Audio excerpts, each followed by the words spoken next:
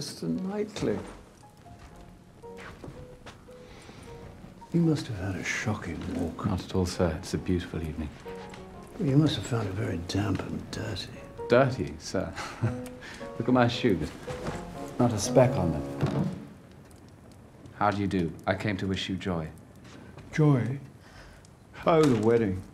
It's a terrible day.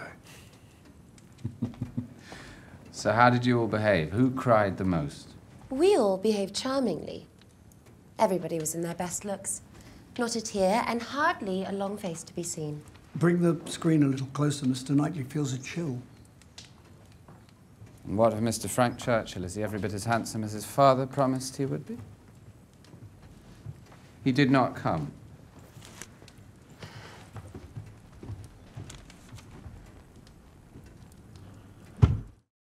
Right, well, thank you for talking to me today. Pleasure.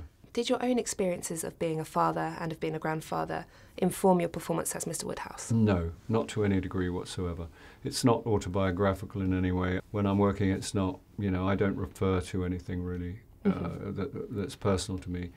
I don't think many actors do. It's just, you know, the script is the guide, is the blueprint, and I just try, it's a story, and you just try and tell the story as best you can. So you don't think you share any of those traits with him, where he's a little overprotective or worried? Oh, I expect so. I mean, I'm not a valetudinarian. He's a valetudinarian, which I didn't know what that meant. But it's not to be confused with a hypochondriac. A hypochondriac who's obsessively concerned with their own health, whereas a valetudinarian is obsessively concerned with other people's. Okay. So that's a specific thing. But really that's there, I suppose, to give you an opportunity to try and be funny.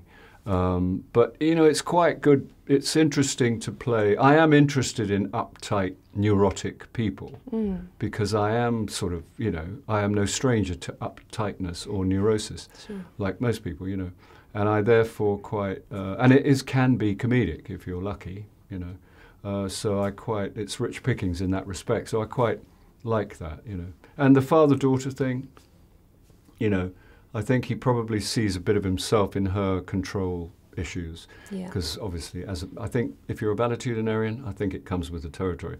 So, and similarly with her matchmaking, he sees her making mistakes that perhaps, I speculate, but perhaps he, you know, is familiar with in his own experience. I know you've mentioned that you hadn't read Jane Austen prior to the project. Was there anything that surprised you about her work once you started being involved? Well, the thing is, I've never read the book, and I've never read any of her books. I've only read the script, which was written by Eleanor Catton, who is the Booker Prize-winning novelist. So I haven't had a lot to do with Jane Austen, and the book is. And if I do an adaptation of a film, which I've done quite a few of, I never read the book because it's not helpful. There's information, too much information, and there's stuff in there that didn't make it to the script, which I will regret, maybe. Why give yourself that kind of grief? And the script is the blueprint.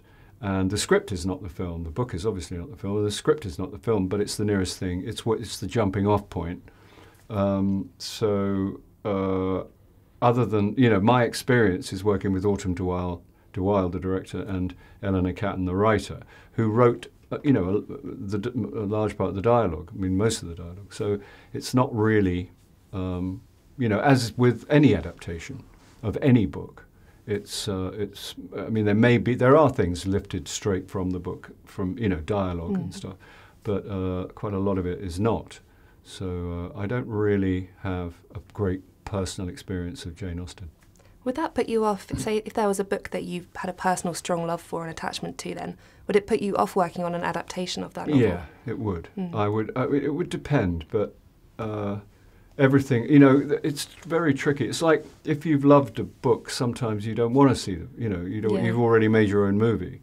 There was a case where there is a book that I particularly loved, and I was asked to be in it, and I didn't want to be in it for that reason. Because the book is very dear to me, you know, and I didn't want to cloud my relationship with it. Absolutely.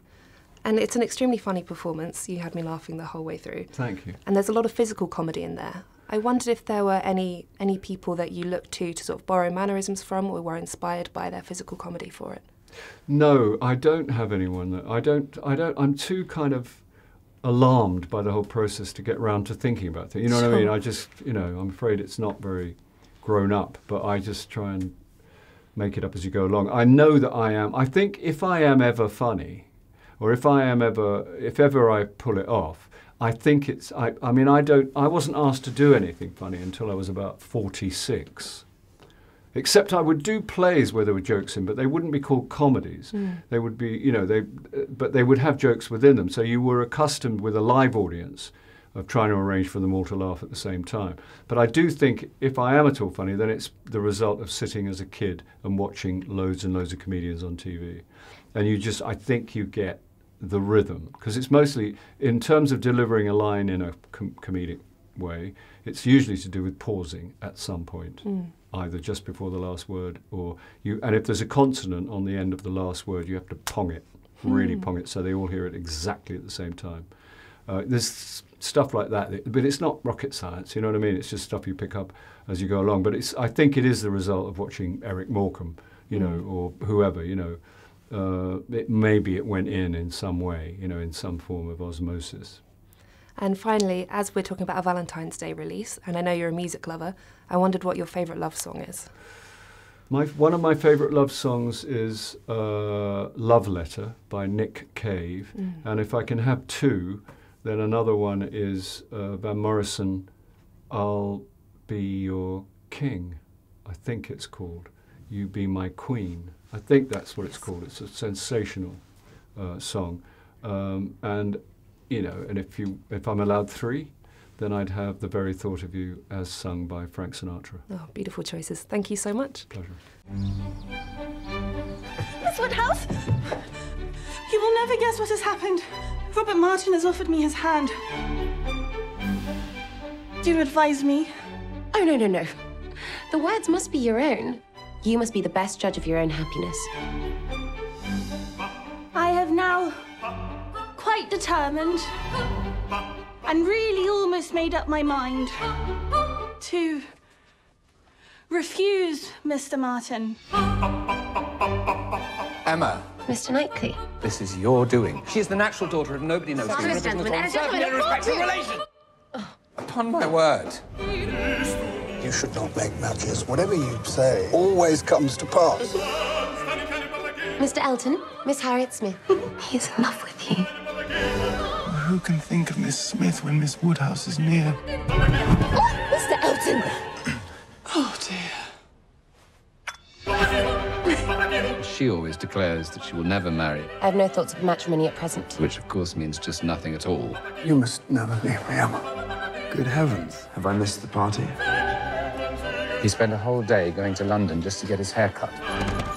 He's a trifling, silly fop. Emma, they're here. With whom will you dance? Mother, you must sample the tart.